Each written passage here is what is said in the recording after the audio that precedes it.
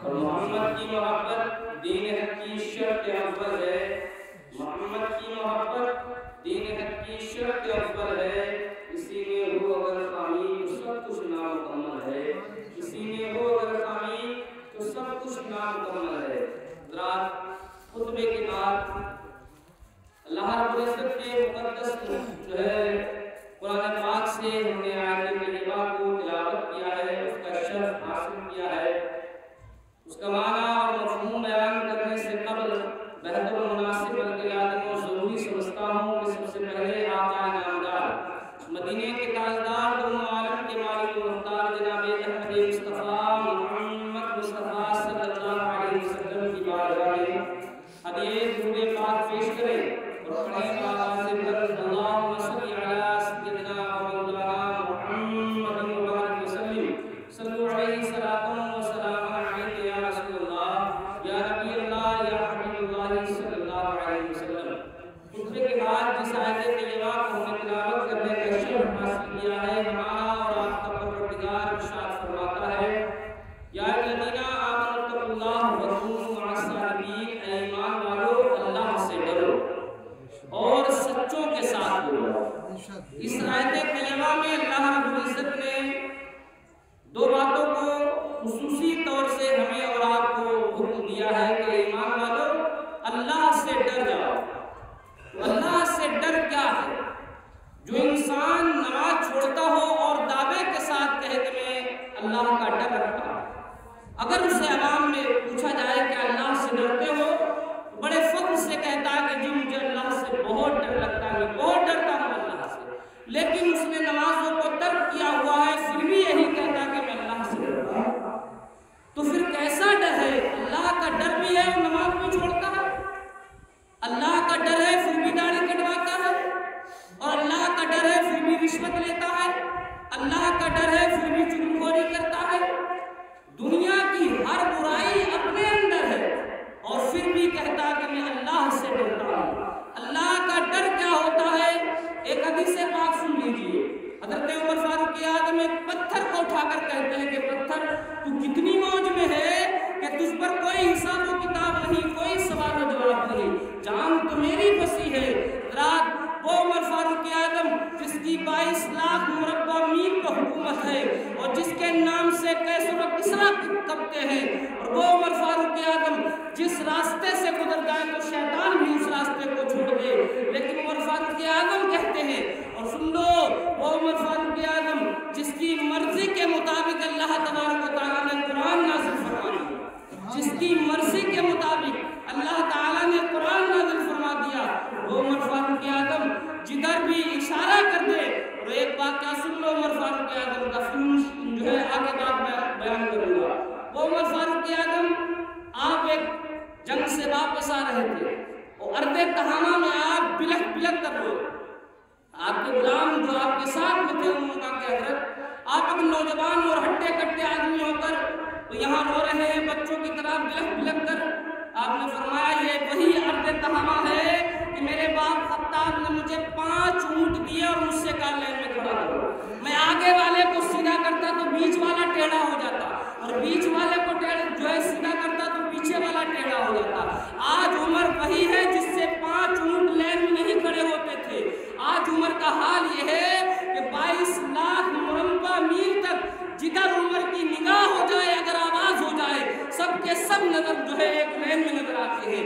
یہ میرا کوئی کمال نہیں ہے، یہ اس دین کا کمال ہے جس دین کو میں مانتا ہوں اور جس رسول پر میں ایمان لے کر آیا ہوں۔ میں اس رسول کی یہ کرامت ہے کہ آپ 22 لاکھ مربع میل اور 24 لاکھ مربع میل پر سب کے سب نظر آتے ہیں لین میں، یہ میرا کوئی کمال نہیں۔ اور ہم آپ سے کہیں تو آپ کہو گے کہ وہ صاحب بہت بڑے لوگ تھے، وہ بڑے لوگ نہیں تھے صاحب، وہ سب سے پہلے مسلمان ہوا کرتے تھے، اس کے بعد تو ان کے اندر اللہ سے آیا کرتا تھا۔ لیکن آج ہمارے اندر سب سے چیز جو بری ہے وہ یہ ہے کہ ہم دنیا دار ہو گئے، ہم دنیا دار ہو گئے۔ ڈر اسے کہتے ہیں عمر فاروق اعظم۔ وہ عمر فاروق اعظم ایک پتھر کو اٹھاتے ہیں، کہتے ہیں پتھر تو کتنی موج میں ہے، تجھ پہ کوئی سوال و جواب نہیں، جان تو میری آ کر پھنسی ہے، مجھے کل اللہ تبارک و تعالیٰ کی بارگاہ میں جانا ہے اور حساب و کتاب دینا ہے، ایک ایک لمحے کا جواب دینا ہے۔ حضرت ابوبکر صدیق آپ نے صرف نام سنا ہے حضرت ابو بکر صدیق کا، لیکن حضرت ابو بکر صدیق فرماتے ہیں، اور وہ صحابی جسے اللہ کے رسول نے فرمایا ہو کہ میرا ابو بکر جنتی، عمر جنتی اور عثمان جنتی، اب جو ہے علی جنتی، ان 10 صحابہ میں سے حضرت ابو بکر اور عمر فاروق اعظم۔ عمر فاروق اعظم نے دیکھا، حضرت ابو بکر صدیق نے دیکھا ایک چڑیا اس ڈار سے جو ہے اڑ کر دوسری شاخ پر بیٹھتی ہے اور شاخ سے اڑ کر تیسری شاخ پر بیٹھتی ہے۔ آپ نے فرمایا کہ چڑیا تو کتنی موج میں ہے، اس پہ کوئی حساب و کتاب نہیں، کھاتی تو بھی ہے اور کھاتا جو ہے میں بھی ہوں، لیکن تجھ پہ کوئی حساب و کتاب نہیں، جان تو میری آ کر پھنسی ہے، ایک ایک لمحے کا جواب دینا ہے۔ شاید وہ صرف اتنی بات میں آپ کے سامنے لے کر آیا ہوں۔ اللہ تعالیٰ فرماتا ہے یا الذین آمنوا اتقوا اللہ، اے ایمان والو اللہ سے ڈر جاؤ۔ تو ڈرنے کا مطلب یہ ہے کہ ایک پتھر سے بھی تعلیم لیتے ہیں کہ اسے ڈر نہیں ہے ہونا چاہیے، ڈر تو مجھے ہونا چاہیے کہ میں تو اشرف المخلوقات ہوں، مجھے تو اللہ تعالیٰ نے 18,000 مخلوقات میں سب سے افضل بنایا تھا، اس لیے نہیں بنایا تھا کہ چوری بے ایمانی ڈکیتی کرے گا یا کسی پر ظلم و زیادتی کرے گا، اس لیے نہیں پیدا فرمایا تھا۔ تیری خلقت اس لیے نہیں ہوئی تھی کہ لوگوں کے ساتھ برا کرے یا لوگوں کی برائی کرے، تیری تو خلقت اس لیے ہوئی تھی وما خلقت الجن والانس الا لیعبدون، میں نے تجھے اپنی عبادت کے لیے پیدا کیا تھا، برائیوں کے لیے پیدا نہیں کیا تھا۔ ہم نے تو اپنی زندگی کا شمول یہ سمجھ لیا ہے، زندگی کا اصل مقصد یہ سمجھ لیا ہے کہ بس دنیا حاصل کرنی ہے۔ ہماری زندگی کا اصل مقصد کیا ہے کہ ہم نے بس دنیا حاصل کرنی ہے، دنیا میں مالدار ہونا ہے اور دولت مند ہونا ہے، لیکن ہماری دولت مندگی کس کام کی ہے جب ہم اپنے رب کو راضی نہیں کر سکتے؟ چاہے اس دنیا کے انبار لگا دو دولت کے، لیکن بیکار ہے جب اپنے رب کو راضی نہیں کر سکتا ہے۔ سن لو، جس نے اپنے رب کو راضی کیا، جس نے اپنے رب کو راضی کیا، نبی اکرم صلی اللہ علیہ وسلم کی بارگاہ میں ایک شخص آئے جن کی عمر 80 یا 90 کے قریب تھی، 80 یا 90 کے قریب تھی۔ انہوں نے یا رسول اللہ ساری زندگی برائی میں کاٹ دی، گناہوں میں کاٹ دی، اللہ کی نافرمانیوں میں کاٹ دی، کیا میں اپنے رب کی بارگاہ میں توبہ کر لے، کیا میرا رب مجھے معاف کر دے؟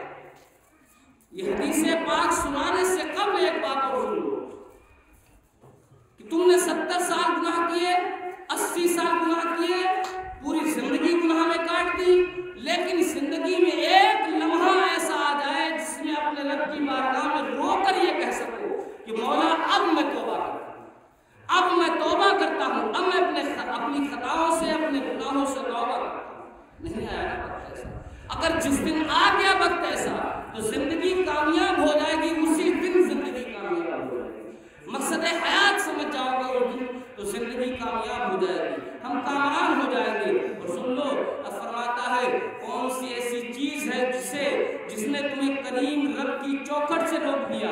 یہ کریم رب کا دربار ہے، یہ اللہ کی جو ہے مسجد، اللہ کے گھر میں یہاں ایک درہم خرچ کرنا، یہاں بیٹھنا ایک لمحے کے لیے عبادت ہے۔ آپ پیسہ خرچ کیا وہ بھی آپ کا کامیاب، اور آپ بیٹھ گئے یہاں پر یہ بھی کامیاب، لیکن ہم اس سے ہی دور ہٹ کر چلے گئے۔ سن لو، زندگی ہم نے جو کاٹی ہے، فرماتا ہے کون سی ایسی چیز ہے جس نے تمہیں کریم رب کی چوکھٹ سے روک دیا؟ ہم آپ جانتے ہیں کون سی چیز ہے؟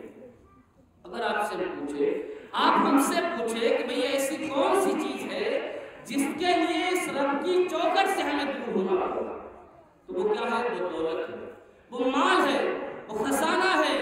شاعر فرماتے ہیں کہ مال دولت جاؤ عشمت، مال دولت جاؤ عشمت سب تیری رہ جائے گی، مال دولت جاؤ عشمت سب تیری رہ جائے گی، کیا کوئی لے کر گیا ہے، کیا کوئی لے جائے گا، کیا کوئی لے کر گیا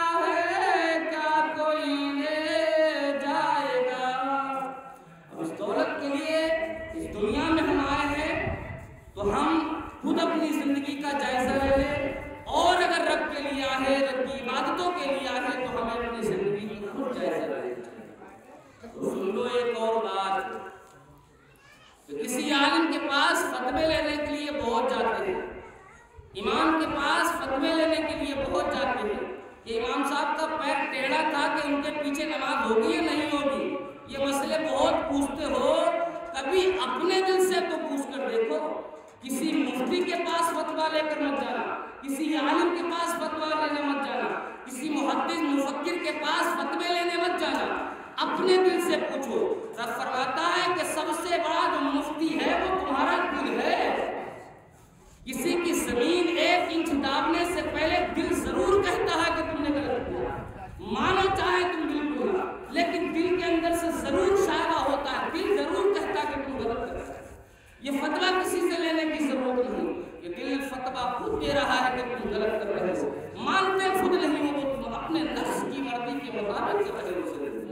سن لو، اللہ تبارک و تعالیٰ نے اگر زندگی دی ہے تو زندگی کا اصل مقصد اور مقصد حیات دیکھ لو کہ کس لیے ہمیں پیدا کیا گیا. کہ ہمیں اس دنیا کے لنگ و لالچ کے لیے پیدا کیا گیا اور کیوں پیدا کیا گیا. اس کا مقصد حیات سمجھ لو، اس زندگی کا اصول سمجھ لو، اس زندگی کا رب سمجھ لو، اس زندگی کا جائزہ سمجھ لو کہ ہمیں کس طریقے سے اپنی زندگی کے جو ہے معاملات اور زندگی کو سنبھالنا ہے. ہم نے زندگی صرف رب کی نافرمانی میں گزارنی ہے. کوئی ایک ایسا لمحہ آ جائے اور اللہ تبارک و تعالیٰ فرماتا ہے کہ کون سی ایسی چیز ہے جس نے کریم رب کی چوکھٹ سے مجھے روکا ہے. ایسی کون سی چیز ہے؟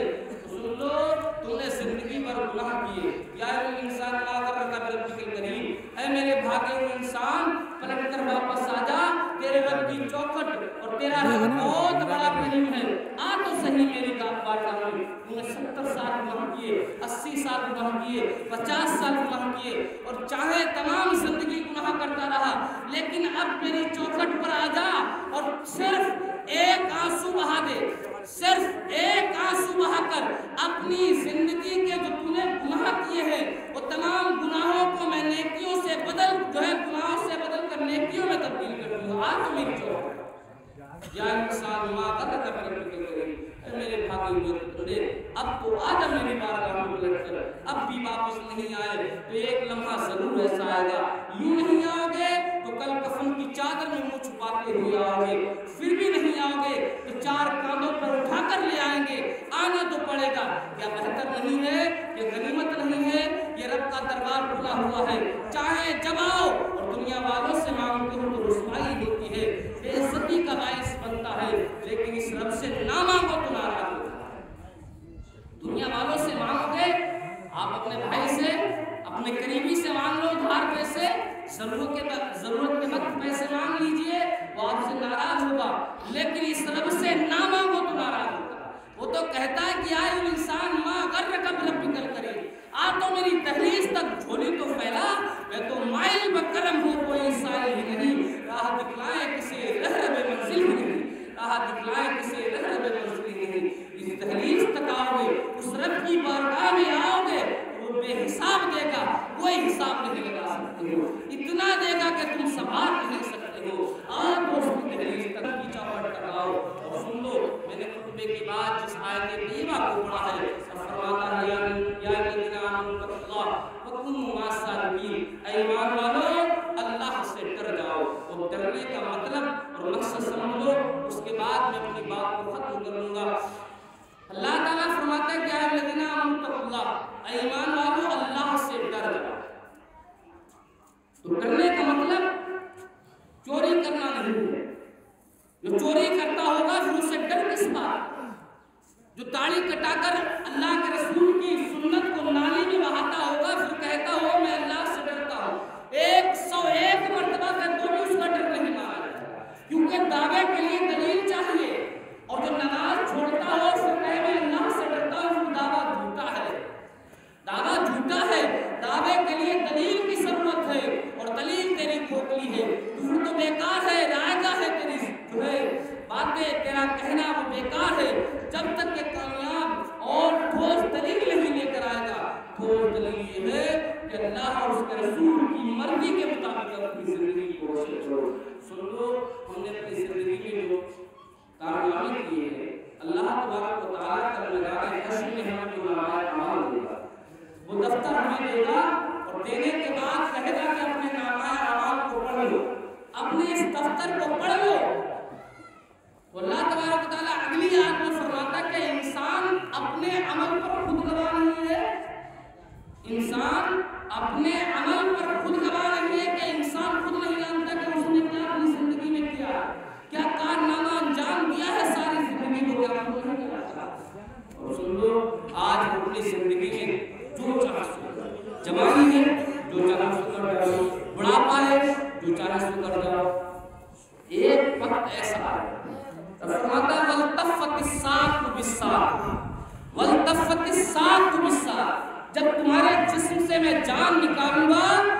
تمہارے جسم سے روح کو کھینچوں گا، تمہاری پنڈلیوں کو پنڈلیوں سے جوڑوں گا۔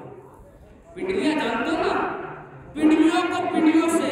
آپ نے دیکھا کہ جب انسان ختم ہو جاتا ہے، مر جاتا ہے، تو اس کا حال یہ ہوتا ہے کہ اس کے انگوٹھے جدا ہو جاتے ہیں۔